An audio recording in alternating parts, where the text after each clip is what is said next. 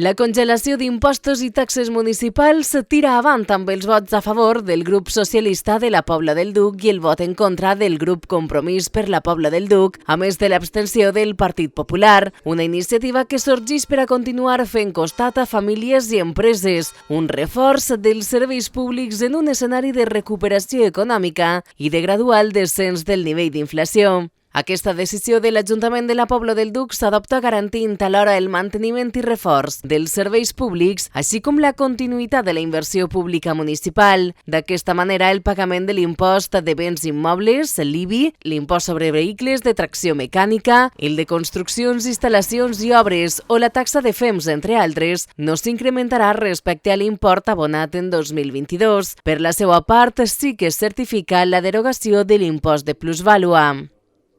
Ara, en 2022, després de poder passar aquests anys, complir el pla d'ajust i tot, estem en condicions de derogar-lo definitivament, de manera que ara sigui més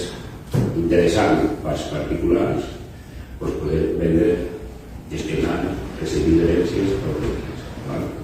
Pel que fa al preu del servei d'aigua potable, es mantindrà en els mateixos termes que en 2022, sent el cost el mateix des de 2011, la qual cosa suposa la congelació de la factura una vegada més. Si es té en compte l'evolució de la inflació entre gener de 2012 i octubre de 2022 amb una pujada acumulada del 21,1%, la no actualització de la fiscalitat municipal en 2023 es tradueix en una altra disminució fiscal de facto i, per tant, en un nou esforç per part de l'Ajuntament de la Pobla del Duc en favor de la seva ciutadania. Juntament amb la congelació d'impostos i taxes, es mantindrà en l'exercici 2023 la totalitat de les bonificacions i els beneficis fiscals aprovats en anys anteriors al servei de polítiques de solidaritat social i la creació d'ocupació, la defensa del medi ambient i foment de l'ocupació a través dels diferents programes.